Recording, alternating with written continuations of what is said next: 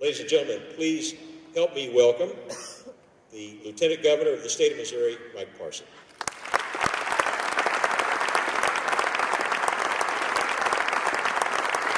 Thank you, Joe.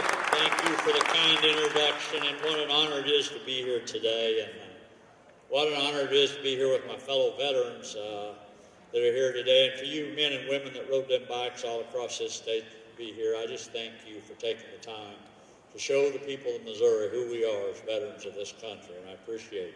Yesterday was Law Enforcement Day here also at the State Fair, and many of you, I want to say thank you. Yesterday, I attended the funeral of a fallen officer in Clinton, Missouri, and many of you, some of you were there yesterday on those bikes. I thank you for being there and showing your respect for our other heroes in the state, our law enforcement heroes every day. Thank you.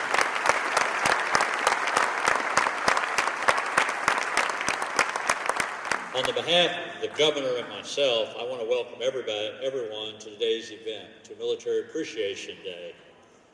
Something maybe all of you don't know, and maybe some of you do, but myself and Governor Greitens are one of the very few governors and lieutenant governors in the United States of America that are both veterans of the armed forces, and we're both very proud of being have that distinction.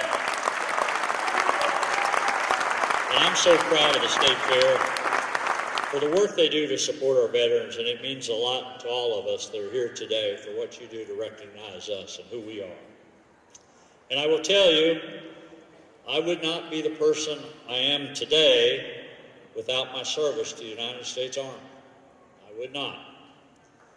At 19 years old, I enlisted in the United States Army, and I grew up in a little town of 356 people. There's two flags that flew in that town, one over the post office, one over the school. And we said the Pledge of Allegiance every day. That little town and that school. We said the Pledge of Allegiance every day.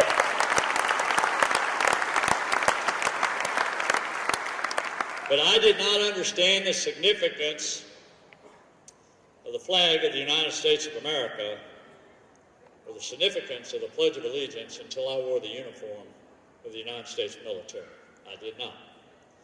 And then I realized what the flag of the United States of America means to all of us. What the Pledge of Allegiance really means when you say it and you enforce it. Those are the things that you realize when you're in the military. But more important, it's about the people that served before me and you. It's about the people that served our country for me and you to be here today. That's what the importance of service is. That's the importance when we see the United States of America flying. It means something special. When we say the Pledge of Allegiance, it means something. You're taking an oath to this country. And I would not be the Lieutenant Governor of the state of Missouri today without my service to the military. And one of the great parts of my job is I get to advocate for veterans, which is a truly honor to do. And for you veterans who are here today, I got to share something with you, though. It's still, after so many years of serving in the military, it's still just a little nerve-wracking when you're sitting up here with three generals, an old sergeant sitting up here beside three generals. I'm telling you, it's just still a little nerve-wracking. But I'll tell you this, it feels kind of good, too. I'll tell you that.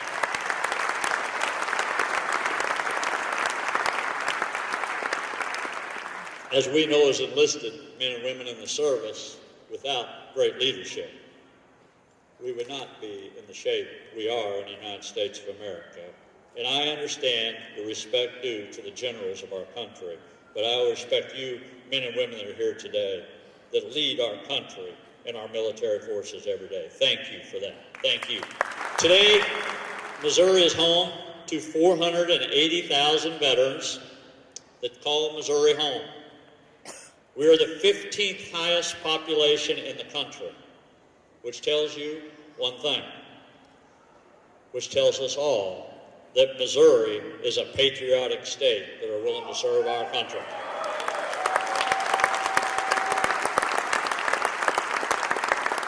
This year's theme of the Missouri State Fair is to come home. And it is a great because the fair really does feel like coming home.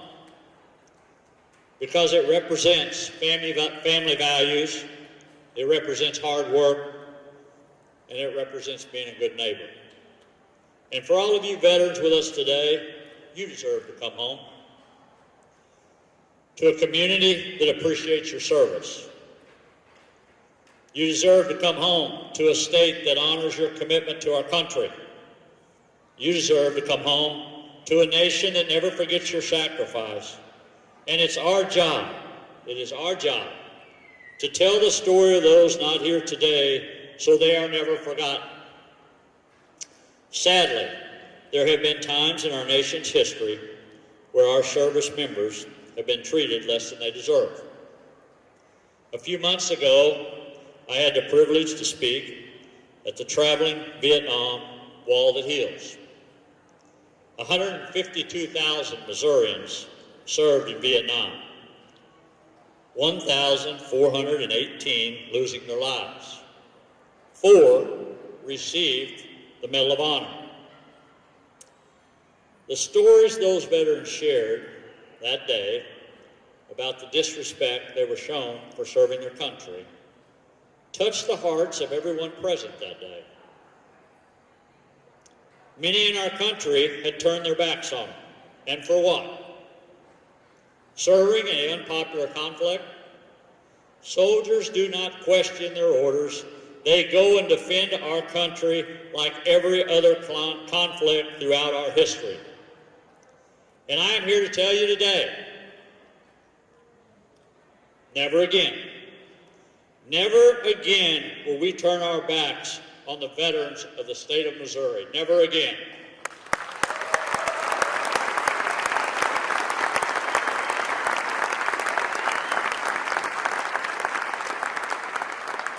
If you have served this nation in any conflict, no Missourians will always have your backs. As Lieutenant Governor's office, we are working to give veterans better quality of life and how to attract more veterans to our state, because 480,000 Missouri veterans can't be wrong about living in Missouri. We have programs such as Show Me Heroes program, where we're trying to hire veterans for good paying jobs and businesses that have committed to being veteran friendly. Fighting for more success in hometown health care so veterans can have the choice of where they receive their health care. Working with local communities like Perryville, Missouri, Cape Girardeau, Missouri, Sedalia, Missouri, to build local monuments to veterans of foreign conflicts to make sure their sacrifices are never forgotten. We are working to raise the awareness of Missourians still missing from conflicts abroad and bring them home. We are working on a Veterans Week kickoff at the state capitol, which you are all invited to attend. And also, you may bring them bikes with you to the state capitol. We'll find a place to park them up there.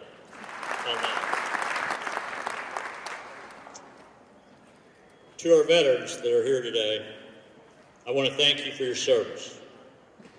To the families of our veterans, thank you for your sacrifice and your dedication to our service members.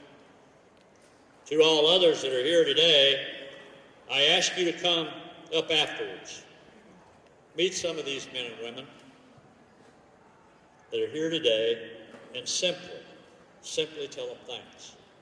Thanks for serving our country, because less than 1% of the people in the United States of America are veterans. And we must know their history so we are not doomed to repeat the mistakes of the past, so all our veterans can come home to a place like Missouri. We owe it to the many who are not here today to tell their story and ensure their service to the greatest country on earth is always remembered. And I know you men and women are getting ready to fire up, to say the least. But you know, General Martin, and I'm not sure all these generals have been here when you've been here, but I have. So we didn't get to hear you come in. So here in just a minute, I want to make sure they hear you get ready to leave. So, in closing, many of us, if I talk to you veterans who are here today, and I talk to you people in the upper stands at this arena, if I had the chance to talk to all of you and ask you if you've lived the American dream, most of you would tell me you have. Not to say there hadn't been ups and downs in all our lives, because we've all had it. But we've had the opportunity to live the American dream. But the only way that we had the opportunity to live the American dream is because what people did before us. What people served our country and made the ultimate sacrifice so me and you could live the American dream. It was the veterans before us that served this country. And I tell you, it is our time. It is our time as veterans. It is our time as citizens of the United States of America. It is our time to pass on to the next generation what our parents, what our grandparents, and what our forefathers have passed to us. And we have to pass on the importance of the Constitution of the United States of America.